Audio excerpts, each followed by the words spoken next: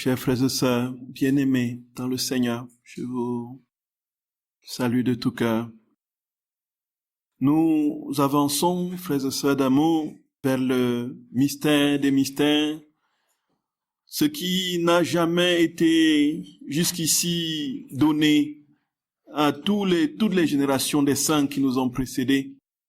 Le grand cadeau de la vie de Dieu qui nous est donné en partage, de la manière la plus radicale qui soit. Jésus, frères et sœurs, nous dit très clairement qu'il ne donne pas un peu de lui, il ne donne pas une miette de sa personne. Il nous donne tout ce qu'il est. Il nous donne sa propre vie. Et quand on parle de vie divine, frères et sœurs d'amour, il s'agit de sa substance, de ce qu'il est, de ce qui le constitue fondamentalement. Donc d'un point de vue de l'être, cela veut dire que Dieu, dans son immensité et sa perfection, se déploie dans l'âme humaine. C'est ce qu'il y a de plus incompréhensible, frères et sœurs d'amour. C'est ce qu'il y a de plus déroutant, de plus déconcertant. C'est ce qui fait vaciller l'intelligence humaine. Comment est-ce que l'illimité et l'infini peut se blottir dans le fini? Comment est-ce que le Créateur peut prendre forme dans la créature? Voilà, frères et sœurs d'amour, les grands paradoxes de la foi et surtout de la divine volonté qui nous amènent tout simplement à nous abandonner et à dire, Seigneur, à qui d'autre irons-nous? Tu as les paroles de la vie éternelle. Je ne comprends pas grand-chose, mais je me jette dans tes bras et je suis prêt à aller où tu voudras me conduire. Où que tu ailles, j'irai avec toi, Seigneur. Et quoi qu'il arrive, qu'il vente, qu'il neige, même si tu me dis qu'aujourd'hui nous marcherons sur la tête, nous marcherons ensemble. Voyez, frères et sœurs d'amour. Le tout don est d'entrer dans ces vérités avec foi et confiance. Et tout ce que nous dirons tout à l'heure, tous ces jours, il y aura des choses qui vont complètement nous désarçonner, nous faire vaciller d'un point de vue si nous sommes simplement dans la logique de la compréhension intelligible d'une raison humaine qui sera définitivement incapable de cerner justement ces mystères. La vie dans la divine volonté, frères et sœurs d'amour, c'est l'inscription de Dieu dans le tréfonds de l'âme. Et c'est a posteriori que l'intelligence vient tenter de comprendre ce qui est en train de se passer. Oui, Jésus, je t'explique, tu m'expliques maintenant ce que tu es en train de faire en moi. Vous voyez?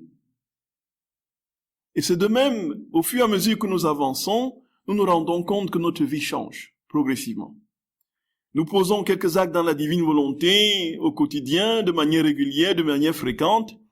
On se dit, mais comment est-ce que ça se fait que je ne suis moins colérique, je suis moins impatient, je suis moins...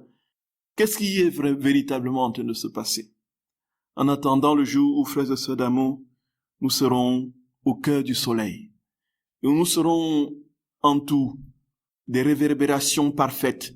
La lumière divine et celle qui jaillira et émanera de nos âmes se confondront pour que nous ne soyons plus qu'un seul faisceau, le faisceau de vie divine. Voyez, de la véritable vie de Dieu. Et il s'ensuit, frères et sœurs d'amour, que la passion et la croix, c'est justement le catalyseur, c'est le strapontin, qu'est-ce qu'on pourrait dire, le catapulteur, voilà, de cette réalisation pleine de l'harmonie originelle que nous allons essayer de développer. Frères et sœurs bien-aimés, au début de cette retraite, je voudrais avant tout vous demander humblement pardon, parce que j'ai l'impression d'être un imposteur, voyez, à double titre. D'abord parce que tout ce que Jésus dit sur la passion, sur sa mort et sa passion, tant dans les livres du ciel que dans les heures de la passion, les 24 heures, je suis loin de les maîtriser. Je suis loin de les maîtriser. Donc, je vous expliquerai ce que j'ai pu comprendre. Deuxième réalité d'imposture qui me taraude, c'est que ce que je vais dire, je le vis pas forcément, voyez? Je le vis même presque pas, voyez? Je vais vous parler avec aplomb de l'amour de la souffrance, voyez? Je vais vous parler avec aplomb de la joie qu'on a à souffrir. Mais quand un petit rien commence chez moi, frère bien-aimé, oui, oui, bonjour les dégâts dans les plaintes. Voyez, donc, à ce titre, frères et sœurs d'amour, considérez que cette retraite sera prêchée par Jésus lui-même. Voyez, et que ce n'est pas moi qui parlerai, et que ce que je dirai, c'est lui qu'il faut écouter, et c'est celui qu'il faut prendre l'exemple. Parce que je ne serai pas un exemple pour vous, dans aucun des domaines. Soit de la connaissance, soit de la pratique. Voyez. Voilà, je tenais à le dire. Et ce faisant, frères et sœurs bien-aimés, comment est-ce que les heures de la passion commencent? Ici, Louisa nous décrit dans le livre du ciel, pour ce que j'ai pu comprendre, depuis l'âge de 3 ans, elle était portée à méditer la passion de notre très saint Seigneur. Elle était saisie de cette continuelle attraction, on pourrait dire, cette continuelle attirance vers tout ce qui était le mystère de la souffrance. Et naturellement, elle pratiquait déjà, à son jeune âge, des mortifications au-delà de ce que nous pouvons, nous, aujourd'hui, comprendre et concevoir. Et on parle donc de ce tronc de mûrier, n'est-ce pas, dans lequel elle se retirait pour prier des heures et des heures, des heures et des heures. Naturellement, ce tronc qui est encore aujourd'hui visible, il faut dire que Claire et Isabelle, qui sont les 2 vice-présidentes de l'association, ont réalisé un film documentaire sur la vie de Louisa et tous les détails de ses miracles, de ses faits et gestes, et tout ce qui a avec les photos des lieux, celles qu'ils ont prises, et puis naturellement des photos fictives quand il s'agit d'illustrer un passage dont on n'a pas la photo véritable. Donc c'est sur la chaîne, donc c'est Pèlerinage dans la vie de Louisa, que vous pouvez, les 2 premiers épisodes sont déjà mis, vous pouvez voir. On voit ce tronc de mûrier. Ce tronc de mûrier qui est encore aujourd'hui, que l'on peut encore contempler aujourd'hui, dans lequel Louisa, justement, n'est-ce pas, se blottissait pour prier des heures et des heures. Pratiquement 3 heures de temps, au moins, frères et sœurs d'amour. Nous voyons déjà comment, en un quart d'heure, l'impatience commence à monter, voyez, chez nous, voyez? Enfin, peut-être pas chez vous, mais chez moi, vous voyez? Mais un enfant de 3 ans qui se met justement en prière pendant 3 heures.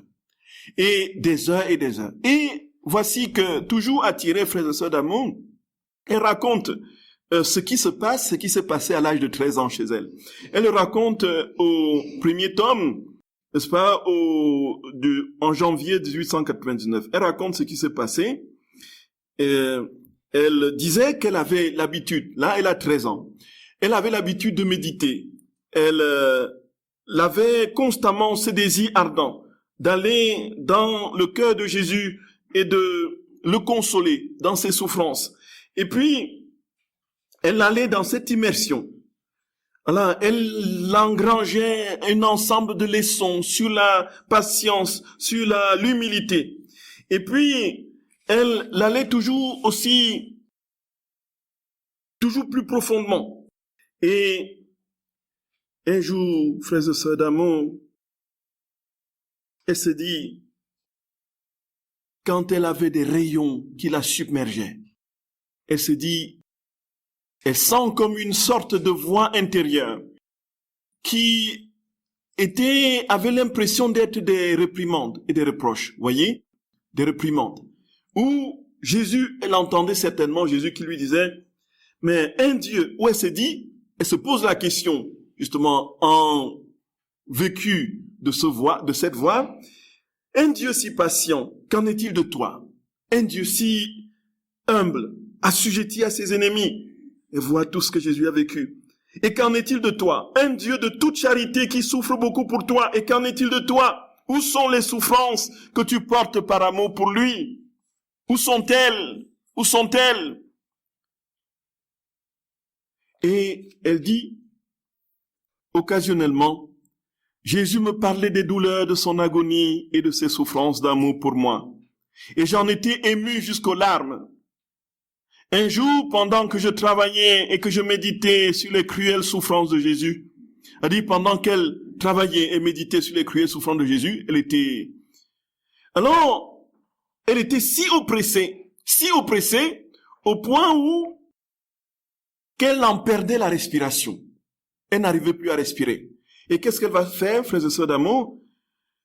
Et elle a eu peur, sérieusement peur qu'il lui arrive quelque chose. Et elle a voulu donc se distraire et prendre un peu d'air. Elle est sortie sur son balcon, elle a regardé dans la rue, et ce qu'elle a vu, frères et sœurs d'amour, c'est ce que nous connaissons tous. Elle a vu une foule immense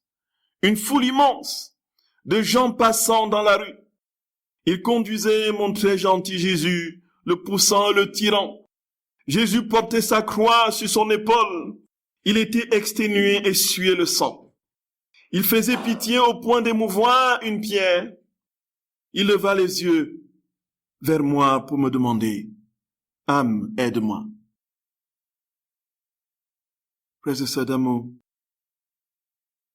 Et elle dit qui pourrait décrire ce que j'ai ressenti, qui pourrait décrire l'effet que cette épouvantable scène eut sur moi. Je suis rapidement retourné dans ma chambre, ne sachant plus où je me trouvais. Mon cœur était brisé de douleur et j'ai commencé à pleurer en me disant, « Comme tu souffres, mon bon Jésus, je souhaiterais pouvoir t'aider à te libérer de ces louanges enragées, ou souffrir des douleurs et des tortures pour toi, pour te donner du soulagement. Ô mon Dieu, permets que je souffre à tes côtés.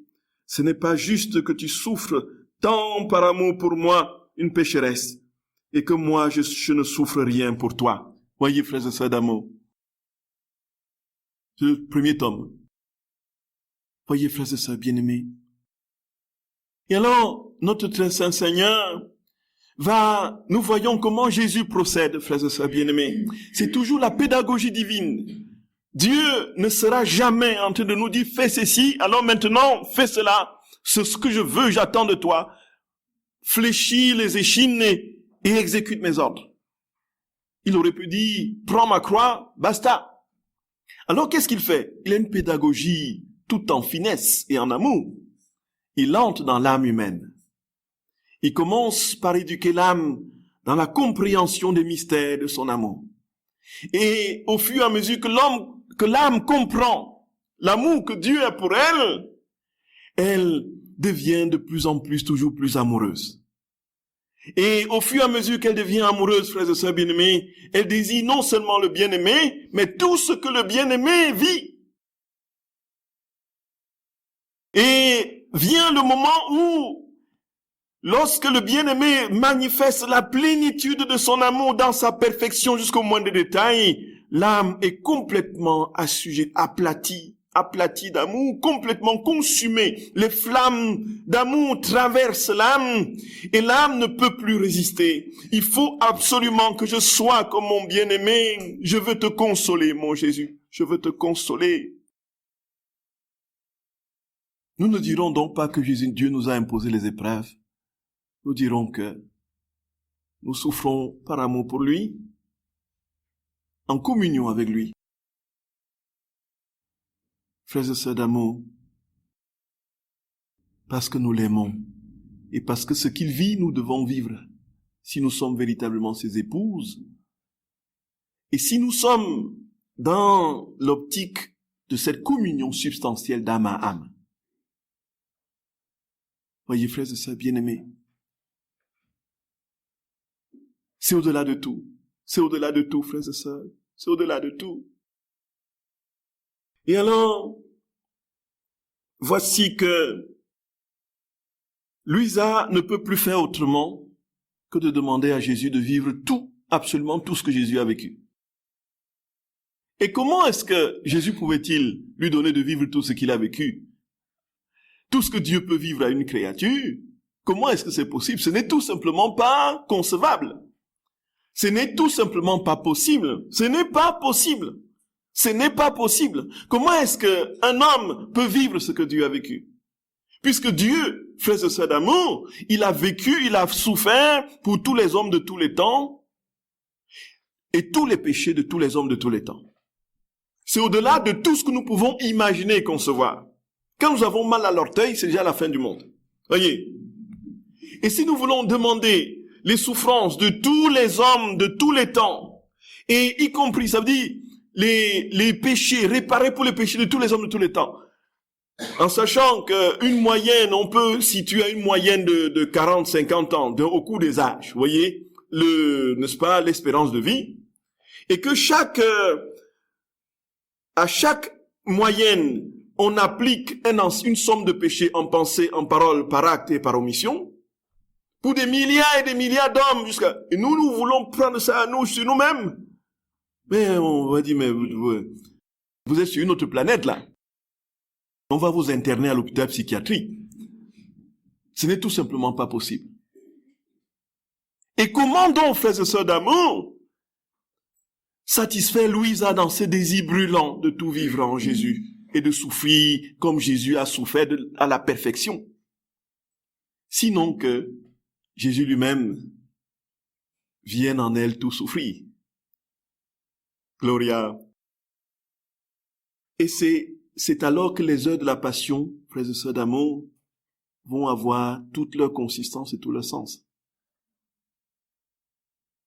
Et il s'ensuit que, puisque l'homme est incapable de souffrir ce que Dieu souffre, il faut que Dieu lui-même souffre ce qu'il veut souffrir ou ce qu'il a souffert en l'âme. Et c'est là, frères et sœurs d'amour, le cœur, le fondement des heures de la passion de notre très saint Seigneur, tel qu'il a dicté à Luisa Picaretta, pour que nous soyons en capacité de souffrir exactement ce qu'il a souffert, non pas simplement dans une logique de répétition, mais dans une logique actuelle de son acte éternel. Voyez, frères et sœurs bien-aimés, voyez, frères et sœurs d'amour, désormais nous sommes capables d'être d'autres Christ et souffrant exactement ce que Jésus a souffert, exactement capables de réparer, de racheter avec Jésus en lui tous les hommes de tous les temps dans la méditation des heures de la passion. Et pour y arriver, frères et sœurs d'amour, comprendre, appesantissons-nous sur cette vérité, l'acte éternel de Dieu. Jésus, frères et sœurs bien-aimés, parle de cela comme étant, en fait, c'est la clé de voûte et de fondation de la vie dans la divine volonté. Comprendre ce qui se passe quand on vit dans la divine volonté, c'est comprendre très clairement et de manière très très précise c'est que l'acte éternel de Dieu, l'acte unique et éternel de Dieu.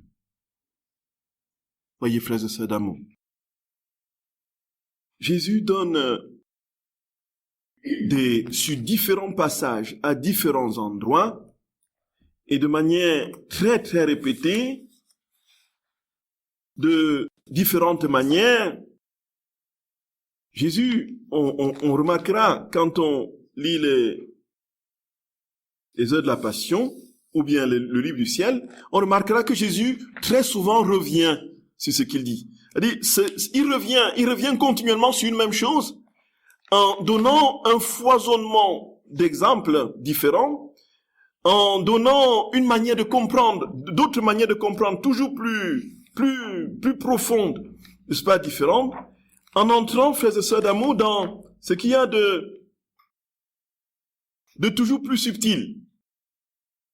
Et chaque fois, si on a compris, frères et sœurs d'amour, cet épistémé, comme on dit en structuralisme, donc ça veut dire que il y a c'est la forme d'esprit. Le Seigneur rentre dans la tournure de l'esprit humain. Il dit que il est établi dans les sciences justement cognitives qu'il y a un schéma de pensée. Ce schéma de pensée, et on le voit presque partout, mais décoré de différentes manières dans nos vies, dans nos attitudes, dans nos habitudes. Donc, nous nous comportons comme nous pensons. Voyez, frères et sœurs d'amour.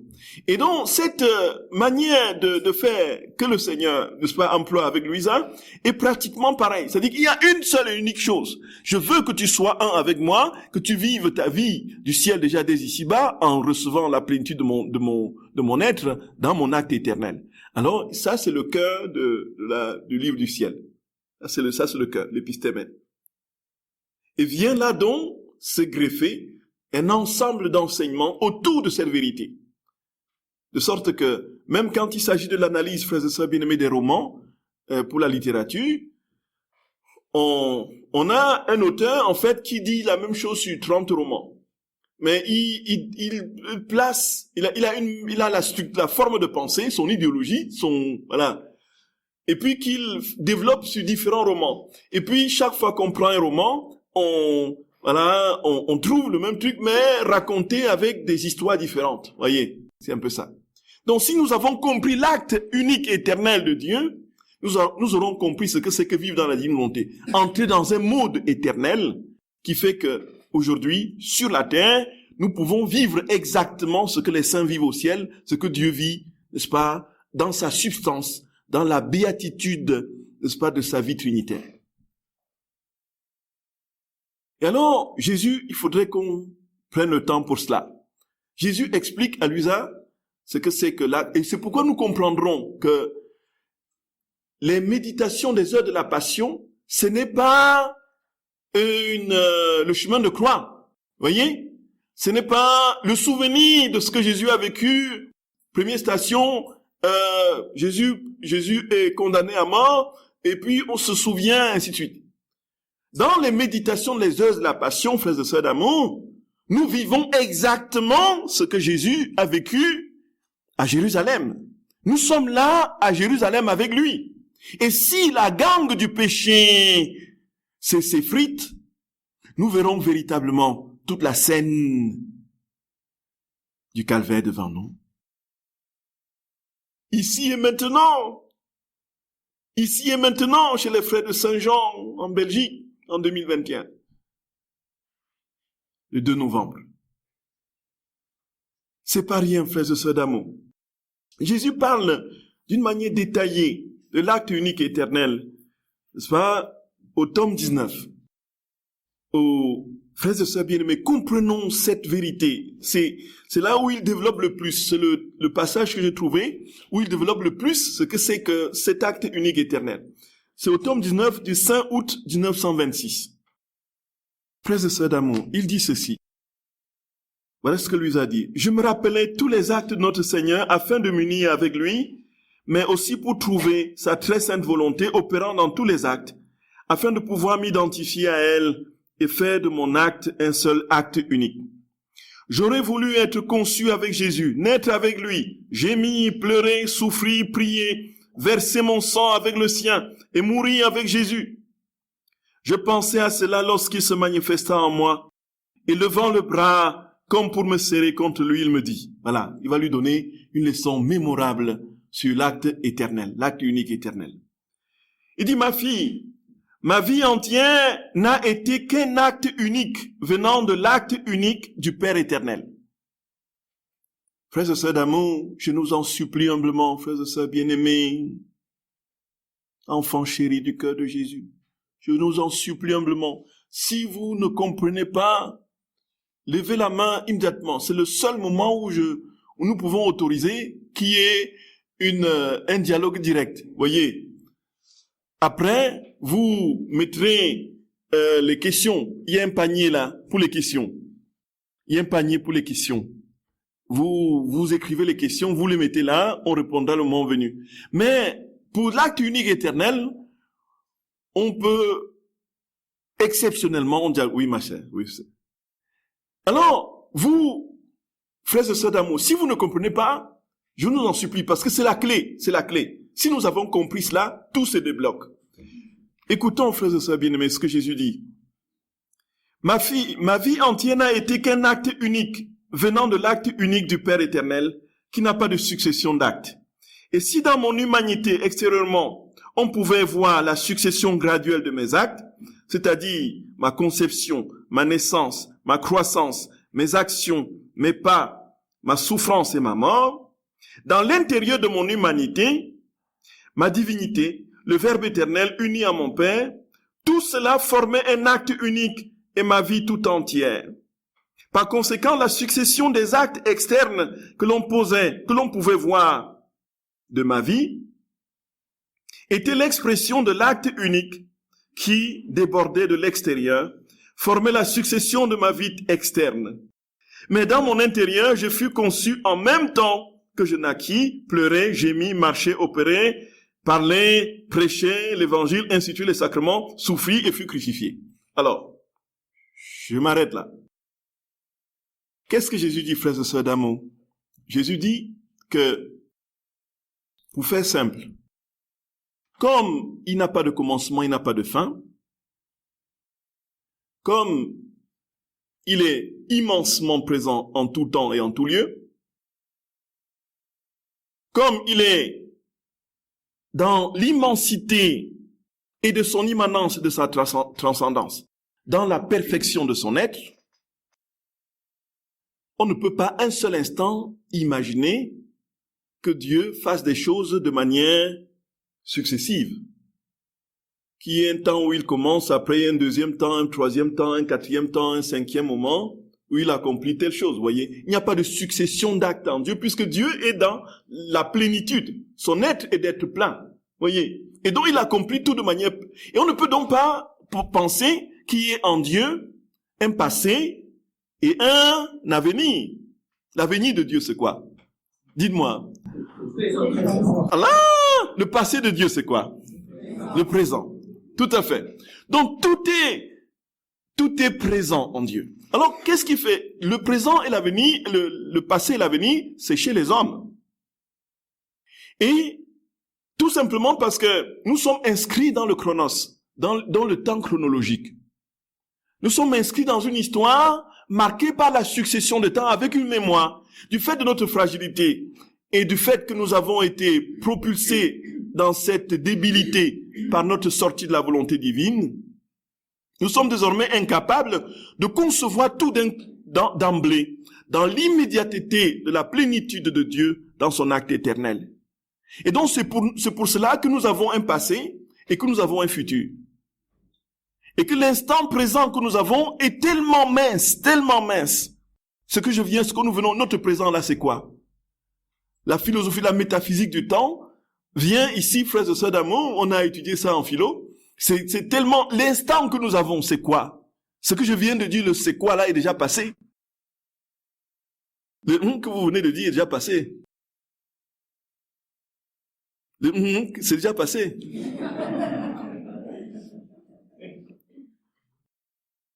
Vous avez cessé de rire. Ça n'existe plus. C'est déjà dans le passé. Voyez, frères et sœurs d'amour. C'est déjà dans le passé. Et donc, le futur que nous n'appréhendons pas, Dieu l'a de manière pleine. C'est pourquoi il dit, quand il y a eu, dans l'acte de la rédemption, il n'y a pas eu un temps où Jésus a été conçu, où il est né, où il est rentré, où il a grandi. C'est dans le temps historique des hommes. Dans l'acte éternel de Dieu, tout a été donné de manière pleine. En même temps la conception, en même temps la circoncision, en même temps la prédication dans les rues de Jérusalem, en même temps la passion et la mort, en même temps la résurrection, en même temps la glorification. Tout a été donné de manière pleine. Et Jésus parle de la rédemption continuée. Voyez ça, frères et sœurs d'amour. Oui, Bob. Par rapport au péché. Au péché. Le péché, c'est l'homme. Donc, pour le péché, non, le péché, le péché des hommes, le péché que les hommes commettent sont gravés dans le cœur, dans l'éternité de Dieu, voyez. Et quand nous nous confessons et que nous demandons pardon et que nous faisons réparation, ces péchés sont gommés, n'existent plus, voyez. Il dit lui-même, il utilise un mot archi fort. Il dit j'oublie. Elle dit que Dieu qui ne peut pas oublier, se donne le moyen d'oublier, voyez. Où est la puissance de la miséricorde du Seigneur, frères et sœurs d'amour? C'est pourquoi il dit, quand vous faites des péchés, ne revenez pas sur le passé, tout le temps, sur le passé, oh, je suis ceci, autoflagellation interminable. Il dit, c'est ça qui fend mon cœur. Même si vous êtes en état de décomposition, il dit à Louisa, je t'en supplie, je te prie, ne reviens plus jamais sur le passé. Jamais. Il dit à Louisa d'ailleurs que rien ne doit t'attrister, même pas ton péché. Voyez? C'est fou. C'est fou. Non, s'il n'y a pas, nous voyons, frères, voilà, il dit, il n'y a donc pas un temps, dit Jésus, il dit tout ce qui se donnait à voir dans le petit bébé de Bethléem, dans l'enfant de Nazareth qui aidait son père à scier les planches, dans le prédicateur des rues de Nazareth et de la Judée, dans le crucifié de Golgotha, dans le ressuscité du matin de Pâques, tout ce qui se donnait à voir sur le plan chronologique était lié à son humanité. Et que dans sa divinité, tout ça a été d'emblée donné. Nous avons compris, frères et sœurs d'amour? Oui, Père. Oui, Philippe. Si tout est fixé ainsi dans l'acte unique, où se trouve la liberté de l'homme? Non, c'est dans son être, c'est-à-dire qu'il développe. C'est l'être de Dieu. C'est l'être de Dieu. C'est-à-dire que c'est Dieu qui dit que en lui, tout est donné pleinement. Maintenant, la relation qu'il a avec nous, effectivement, détermine notre degré de communion avec lui en fonction, et il faut dire très clairement, il le dit, il le martèle, j'ai créé l'homme souverainement libre, et la communion, et ça c'est le problème que beaucoup de théologiens posent, et beaucoup de prêtres, quand on leur parle de la divine volonté, ils posent la question effectivement, si c'est une sorte de monothélisme, c'est-à-dire qu'une unique volonté, n'est-ce pas, fondue en une seule, où est ma liberté? Il faut dire que si nous posons les actes préalables, c'est bien, et les actes actuels, c'est bien parce que nous sommes libres. Cela veut dire quoi? Cela veut dire quoi, frères et sœurs d'amour? Cela veut dire que d'un moment à l'autre, nous pouvons dire à Jésus, je te retire ma volonté. Prends, puisque nous sommes amenés constamment à lui dire, voilà, reçois, prends, et puis donne-moi la tienne. Et quand nous cessons de le lui dire, voilà, il attend que nous lui donnons. Et si nous décidons de lui retirer carrément notre volonté, il nous, voyez. Donc c'est pour dire que la divine volonté, frères et sœurs bien-aimés, et le Seigneur parle même, et ça c'est l'occasion de l'approfondir très clairement, merci cher Philippe, il dit que dans la divine volonté, qu'est-ce qui est ici particulièrement visé? C'est deux êtres qui doivent désormais entrer dans une relation d'égalité. Vous imaginez que Dieu veuille que la créature reçoive tout ce qu'il a et soit propriétaire comme il est propriétaire, frères et sœurs d'amour, et non plus un simple serviteur esclave. Et c'est pourquoi il utilise le terme infusion. L'infusion ici, nous voyons ce que c'est. Quand nous infusons un thé dans de l'eau, voyez, frères et sœurs d'amour, nous avons deux substances, une double substance. Nous avons l'eau et le thé, qui sont désormais en une seule substance. Et qu'est-ce qui se passe? Est-ce que on peut encore séparer le thé de l'eau? On ne peut plus. Est-ce que on distingue clairement le thé de l'eau? Oui. Puisqu'on voit bien que le thé a infusé dans l'eau, on voit bien qu'il y a de l'eau et on voit bien qu'il y a le thé. Mais comment les séparer de nouveau? C'est ça, Jésus parle de l'infusion. Le projet de Dieu, c'est de nous infuser. Oui.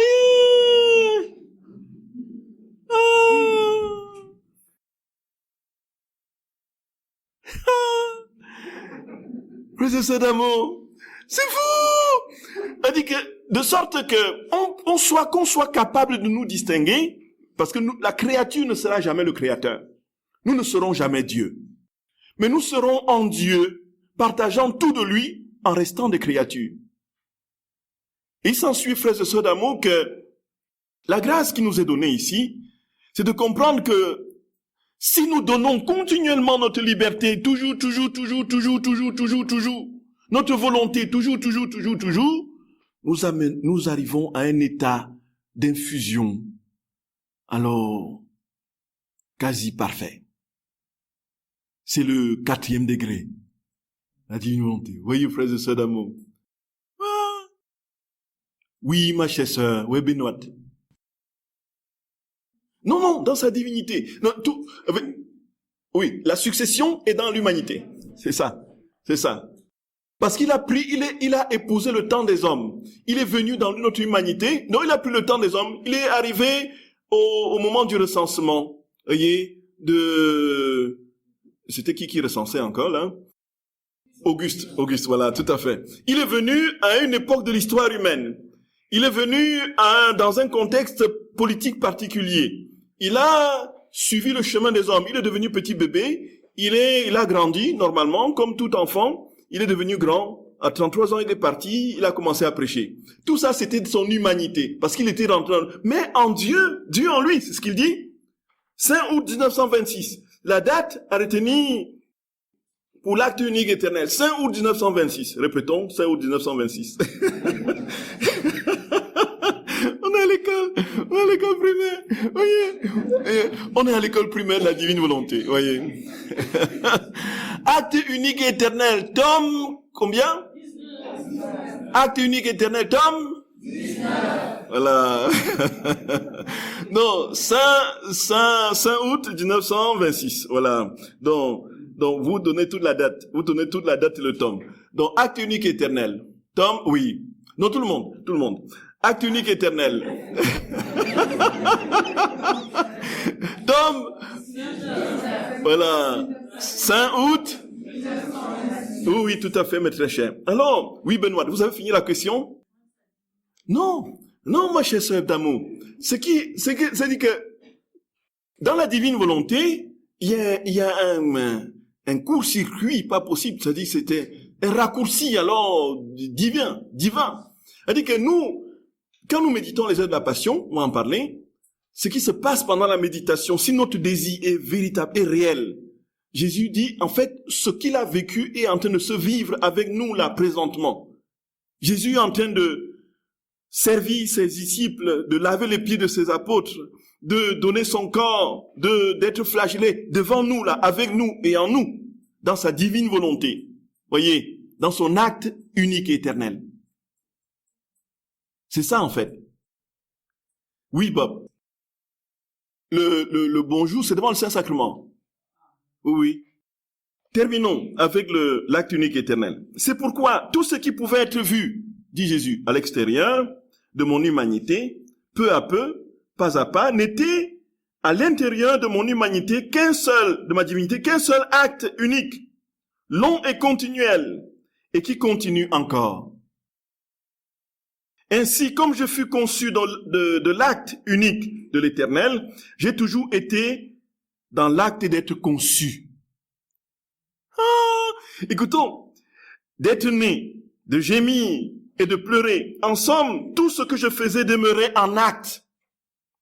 Et un acte continu. Parce que tout ce qui vient de Dieu et demeure en Dieu ne subit ni mutation, ni croissance, ni diminution.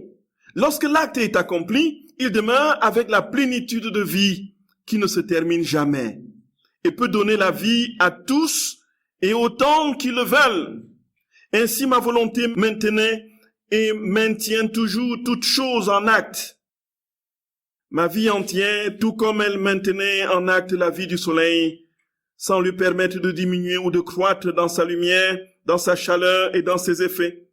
Tout comme ma volonté préserve l'étendue des cieux avec toutes les étoiles sans jamais diminuer ou disperser une seule d'entre elles.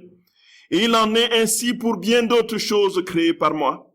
De la même manière, ma volonté suprême maintient la vie de tous les actes de mon humanité sans même en disperser un seul souffle. Partout où elle règne, cette volonté ne sait pas faire des actes séparés. Cette volonté ne sait pas faire des actes séparés. Sa nature est un acte unique, multiple dans ses effets, mais toujours un dans son acte. Donc, il y a toujours un acte de Dieu. C'est un unique acte qui correspond à ce qu'il est, à sa personne. Et ce qu'il fait donc est inscrit dans cet acte-là. Et cet acte est éternel. Cet acte est éternel. Oui, Père Jean de Dieu. Je sens que nous restons au niveau du vendredi saint. Oui, mon cher frère. Et alors, où est la place de la résurrection? Alors, il y a le mouvement de la passion, il y a ensuite la résurrection qui a vaincu. Tout à fait, mon cher frère. Oui, la passion, la résurrection, tout ça, c'est dans l'acte de Dieu. Oui, un peu, mon cher frère. Tout ça est donné d'emblée. Jésus dit, donc il y a succession des temps. Voilà, nous sommes là. Voilà un exemple de ce que le Père Jean de Dieu vient de dire. Un exemple de la conception humaine de la succession du temps. Voyez, il y a un jeudi, il y a un vendredi, il y a un samedi saint, il y a un dimanche de la résurrection. Voyez, c'est dans la logique du temps, tel que Jésus l'a déroulé dans son humanité, puisqu'il ne pouvait pas faire autrement, puisqu'il était inscrit dans le temps de l'homme. Mais dans son acte unique éternel, justement, tout ça est donné d'emblée. C'est pourquoi il dit, la plénitude, frères et sœurs d'amour, comprenons, c'est brillant. C'est fou. La plénitude de ce que Jésus a vécu, il le vit encore aujourd'hui. Et là, il dit à Luisa que, en fait, je n'ai pas cessé de naître à Bethléem. Je n'ai pas cessé de grandir. Mais si vous allez à Bethléem, dans la grotte, vous n'allez pas le voir là, physiquement. Voyez, parce que c'est inscrit dans sa divinité, de manière éternelle. Il n'a pas cessé de souffrir, il n'a pas cessé de mourir, il n'a pas cessé de ressusciter. Gloria, il n'a pas cessé de monter au ciel. Frères et sœurs d'amour, il n'a pas cessé de nous donner son Esprit Saint. Quand il parle de rédemption continuée. Et donc, ce qui veut dire que, quand nous méditons les heures de la passion, frères et sœurs d'amour, cet acte-là de Dieu, de Jésus accompli il y a 2000 ans, 2021 ans, est présent en nous, ici maintenant, parce que ça n'a jamais quitté son éternité, son acte éternel. Oh, Jésus! Béni sois-tu, Seigneur. Oui, ma chère sœur. Et après, c'est Philippe, oui. Non, ça dit quand nous méditons une heure, quand nous méditons le couronnement, nous rendons présent le couronnement d'épines. C'est ça. Non, pas, donc, ce que saint Thomas d'Aquin appelle, n'est-ce pas, par le principe de concomitance. Voyez, de toutes les façons, comme tout est en Dieu, mais nous, comme dans notre humanité, nous appréhendons une réalité. Nous rendons présent cette réalité. Ça dit que si, au moment où vous méditez le couronnement d'épines, ma chère sœur, donc, en ce moment, si, ma chère sœur, vos yeux, notre Seigneur permet que vous voyez ce qui est en train de se passer, Jésus est là devant vous, vous êtes en lui, comme Luisa, avec lui en train de vivre son couronnement d'épines. Voyez, ce n'est pas dans votre mémoire, parce que c'est inscrit en Dieu. Et comme tout ce qu'il a vécu est dans son acte éternel et ne disparaît jamais, il le rend présent pour vous, là maintenant, voyez. Et tout ça toujours en proportion de la soif. Jésus dit que la disponibilité, la disposition du cœur est importante, déterminante. On va en parler, frères et sœurs, dans la méditation des heures de la passion. La disposition de l'âme est absolument incontournable. Il faut que l'âme soit particulièrement brûlée du désir de vivre ce qu'elle médite. Oui, cher Philippe. Jésus dit, si tu veux entrer dans la divine volonté, tu dois le vouloir. C'est ça, mon cher frère. Si tu le veux, le tour est joué. Tout à fait. Est-ce à dire que je suis d'emblée dans l'acte unique? Ou faut-il passer par des degrés? Comme le dit le Père Iannuzzi, je suis dans l'état, mais il y a des degrés. Oui. On pourrait dire, oui, nous sommes dans notre humanité, dans le chronos, et donc nous ne pouvons pas prétendre être d'emblée dans l'état de la divine volonté, puisque nous devons passer par des degrés. Est-ce qu'il est possible d'être tout de suite, par la foi, dans le 4e degré, dans cet état, mais dans notre chronos à nous, de faire un... Tout à fait, mon cher Philippe. Disons, je comprends. Disons que il faut dire que nous comprenons la divine volonté et nous recevons le cadeau dans un contexte personnel particulier, marqué par une histoire parfois pas très heureuse, pas très glorieuse, avec parfois des blessures, des grandes souffrances que nous portons au fond de nous, des péchés et un ensemble de trucs. Donc, si à l'instant T de la connaissance de la vie dans la divine volonté, nous désirons de tout notre cœur, de toute notre âme, bon, la volonté divine viendra, mais elle va dire, bon, est-ce que j'ai toute la place dans l'âme? Est-ce qu'il n'y a pas encore ce truc à dégager, voyez? Est-ce qu'il n'y a pas encore d'où cette compréhension de la succession des états, c'est toujours au tome 19 dont le Seigneur parle de ces 4 degrés. En fait, le Seigneur prend pour l'exemple de quelqu'un qui est dans 4 états différents par rapport à la lumière. Elle est dans un premier temps dans une espèce de cabane avec simplement une lucarne qui se donne, n'est-ce pas, qui donne un reflet de lumière dans la cabane. Donc, cette âme peut se contenter de ce moment particulier où elle peut avoir quelques rayons de soleil et s'arrêter là.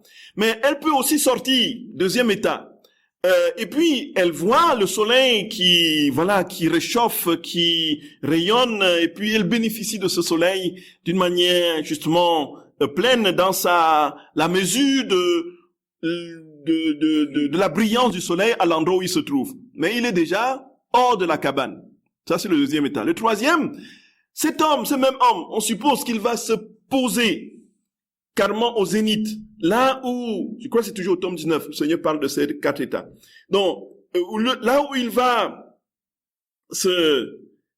là où le soleil frappe à midi, voyez, avec tous les rayons qui descendent sur lui, il est nettement plus élevé que celui qui est que le précédent état où il était juste en dehors de la cabane, et plus encore que lorsqu'il était dans la cabane.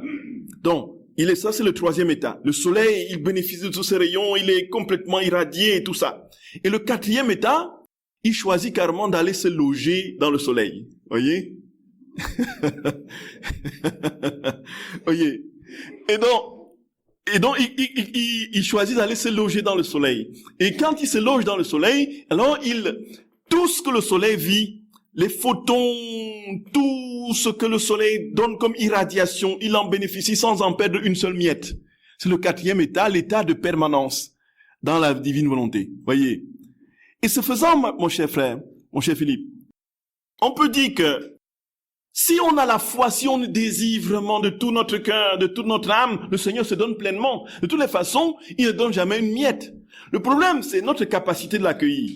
S'il se donne pleinement et totalement, il va rencontrer telle blessure de tel rancœur ici, telle blessure qui n'est pas encore guérie contre ma maman contre qui j'ai une dent mordante parce qu'elle m'a abandonné quand j'étais petit.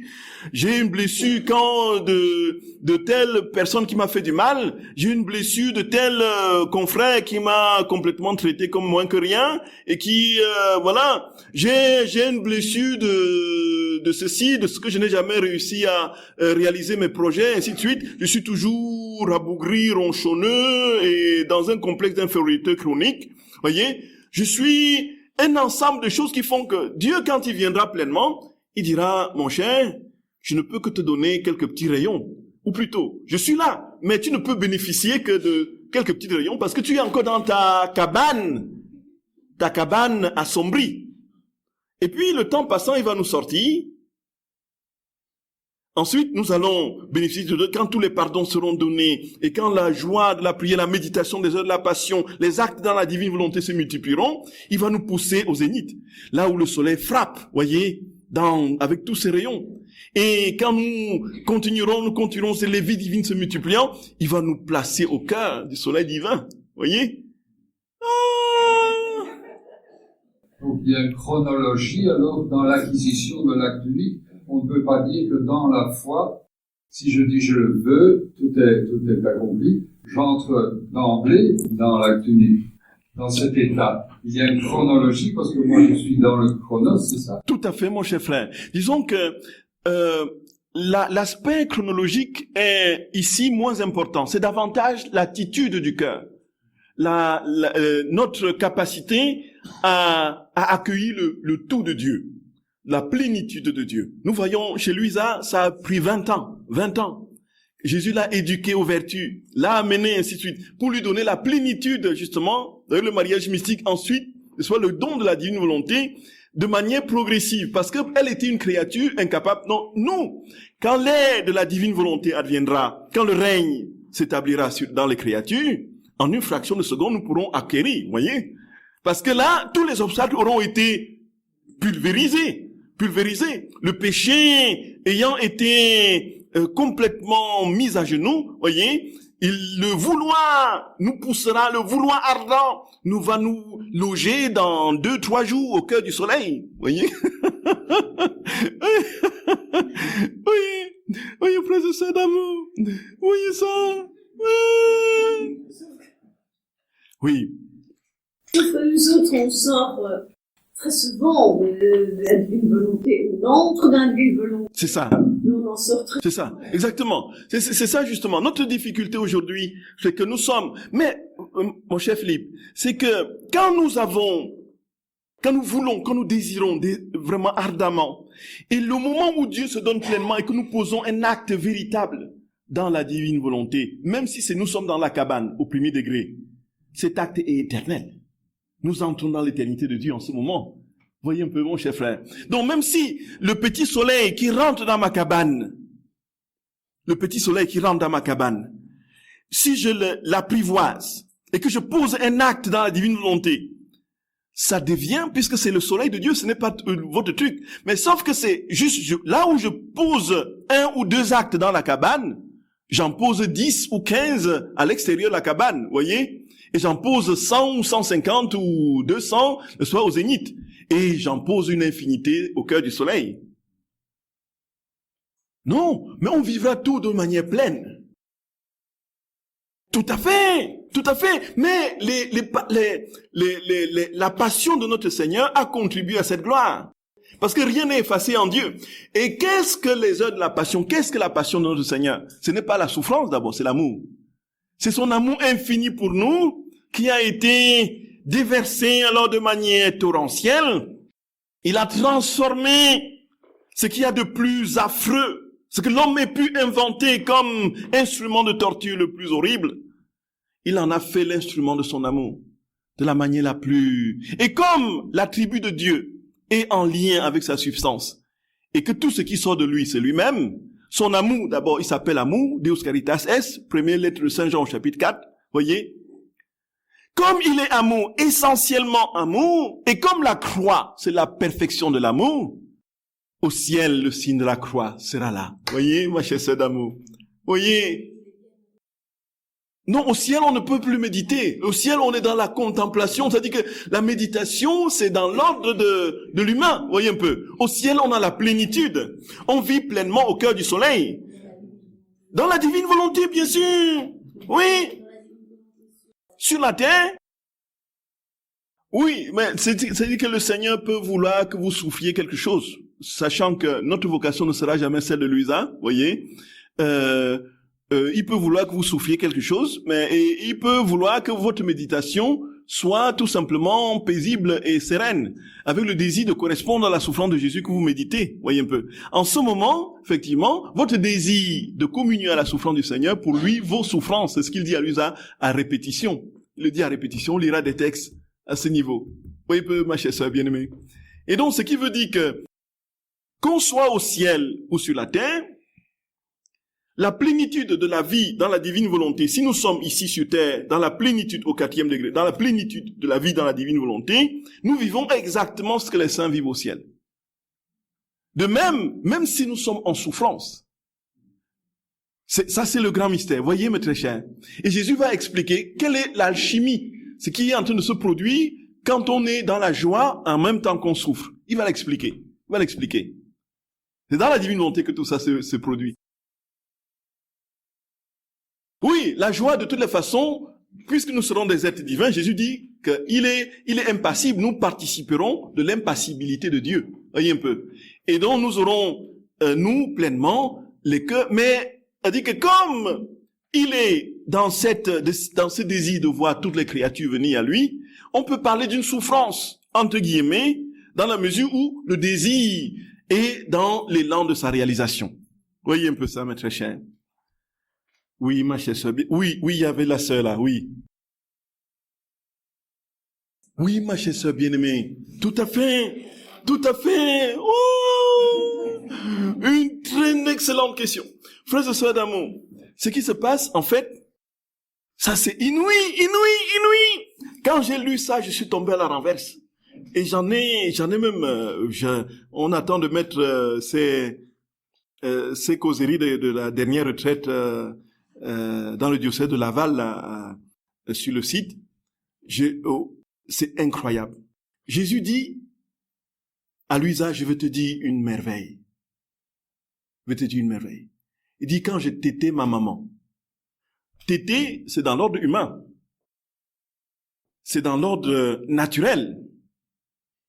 Mais comme les deux étaient pleinement en Dieu, c'était Dieu qui tétait, une créature qui était pleinement en Dieu, dans la divine volonté, il y avait une opération surnaturelle qui se produisait, qui n'était plus de simple lait là, où c'est le lait sucré, le lait qui c'est pas trop sucré, oui, je veux mon gigos, voyez, donne-moi le gigos, je veux le biberon, gigos, voyez, c'était pas ça.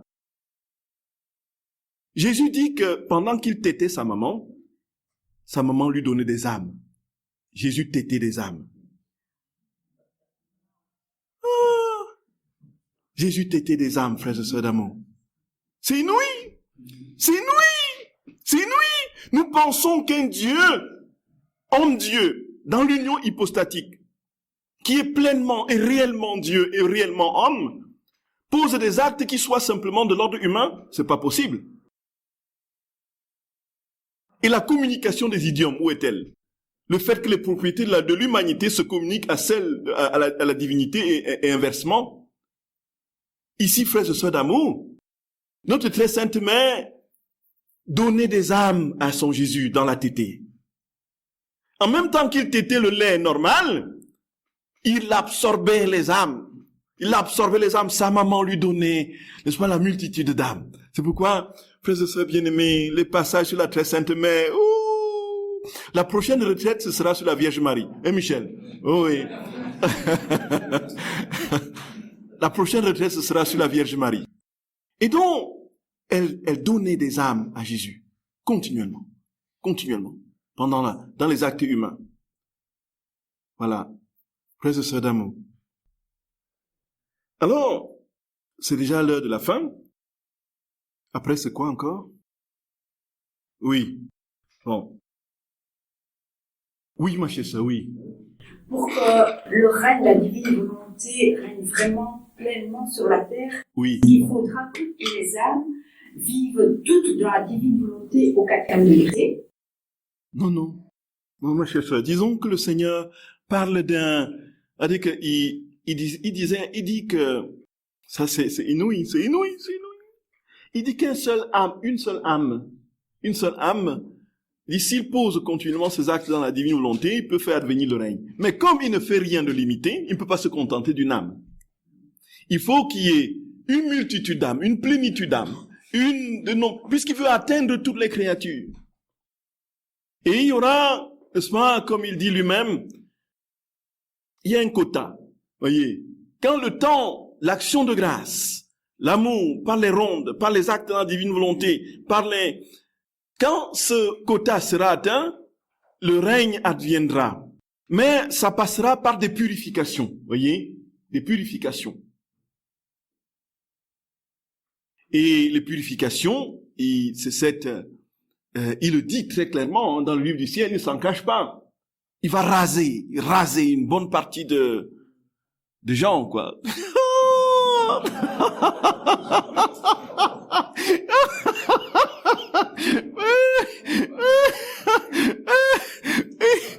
Ne vous effrayez pas.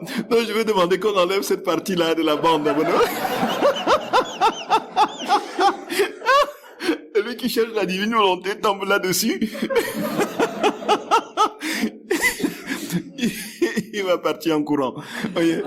Voyez. Donc, voyez. En fait, donc, donc Jésus parle justement de cette purification qui sera le prélude justement du règne de la paix. Il le dit dans multiples passages.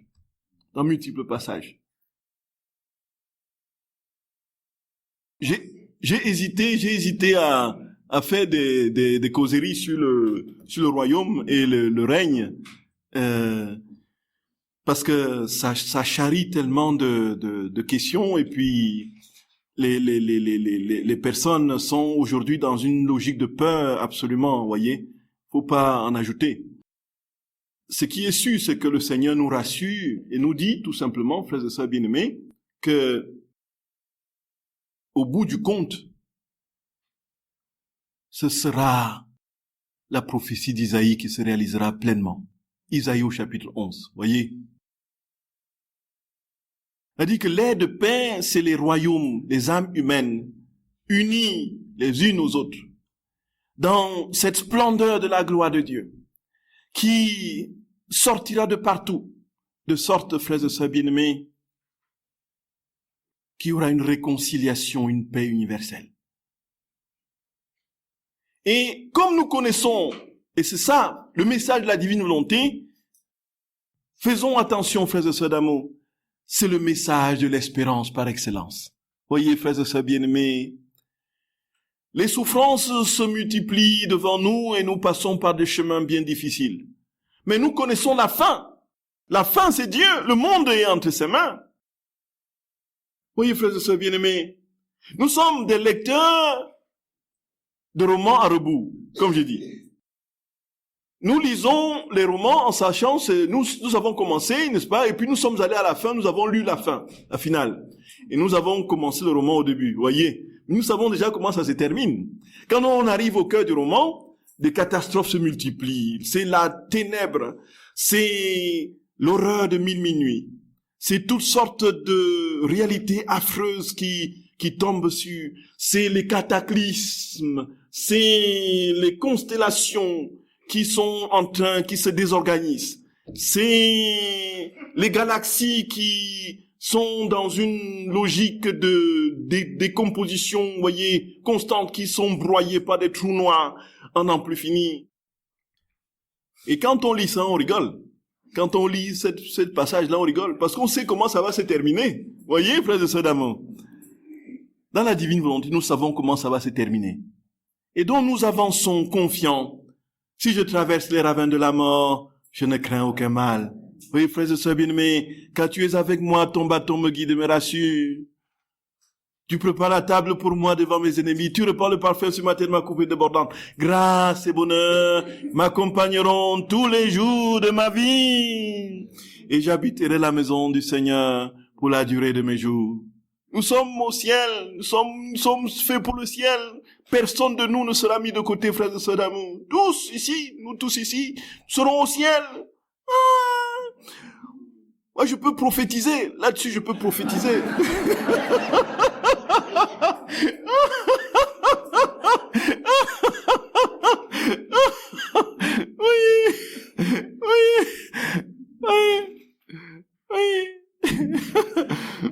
Oui. Nous serons tous au ciel. Voilà ce que c'est la divine volonté. C'est le ciel. Le ciel. Que nous pouvons déjà vivre dès ici-bas. Alors, frères et sœurs bien-aimés, donc Jésus dit, oui, tout à fait. Heureusement qu'on a un gardien du temps. La gardienne du temps. Oui, tout à fait. Étienne le sablier. Merci ma chère Michel. Oui. Je vous salue Marie, pleine de grâce, le Seigneur est avec vous. Vous êtes bénie entre toutes les femmes, et Jésus, le fruit de vos entrailles, est béni. Sainte Marie, Mère de Dieu, priez pour nous pauvres pécheurs, maintenant et à l'heure de notre mort. Amen. Au nom du Père et du Fils et du Saint-Esprit. Amen.